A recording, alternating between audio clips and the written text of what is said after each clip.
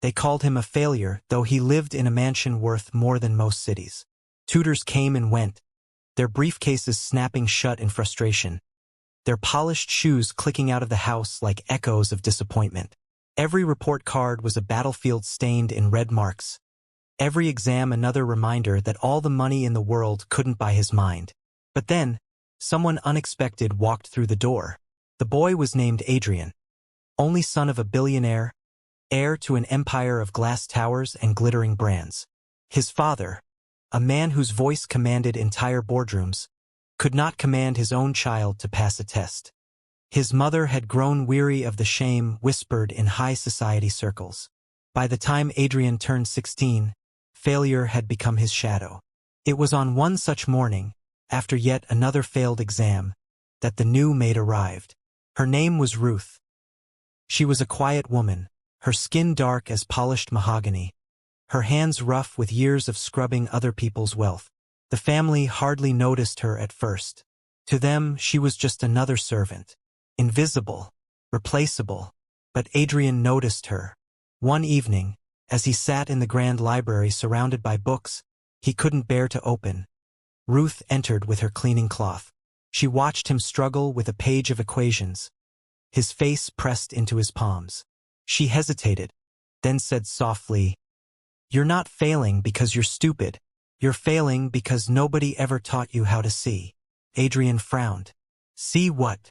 The story inside the numbers.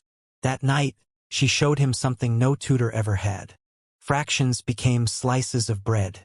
Equations became footsteps on a journey. History became voices in the room. She taught him not with the arrogance of a professor, but with the patience of someone who understood struggle. Day by day, Adrian began to change. His grades improved. Not because Ruth gave him answers, but because she gave him respect. He learned discipline not from fear, but from dignity. For the first time, he believed he wasn't broken. But the house had ears. And soon the whispers began. The other servants mocked Ruth for wasting time on the dumb boy. Adrian's mother scolded him. "You should not be seen with the help. Do you understand how this looks?" His father grew furious. "A maid is not a teacher. Do you want society to laugh at us?" Yet Adrian refused to stop. Months later, the inevitable happened.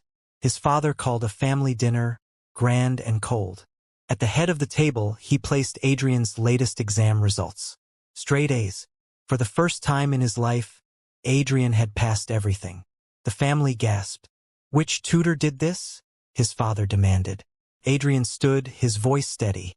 "It wasn't a tutor. It was Ruth." The room went silent. His father's face hardened.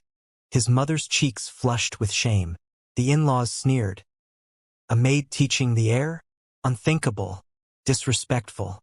A disgrace. That night, Ruth was dismissed. No warnings, no gratitude. Just a cold envelope and instructions to leave by dawn. But what the family didn't know was this. Adrian had already turned 16. On his birthday, his grandfathers will gave him full control over a trust large enough to make him independent from his father. And Adrian had been waiting. When Ruth left through the gates, Adrian walked out with her. By the end of the week, he announced publicly that he was severing ties with his family. The empire that once looked untouchable began to fracture as headlines screamed of the billionaire disowned by his only son. Months later, Adrian reappeared, not as a disgraced heir, but as the founder of a new foundation for children with learning struggles. At his side always was Ruth, no longer a maid, now his partner in building something greater than the cold empire he had left behind. The true twist was cruel irony. The family who dismissed Ruth for being beneath them had, in the same breath, dismissed their only heir. And by doing so, they lost both legacy and son. Forever. Ruth had given Adrian more than knowledge. She had given him courage. And together, they left the gilded prison behind, while his parents remained trapped inside. Rich, powerful, but utterly alone.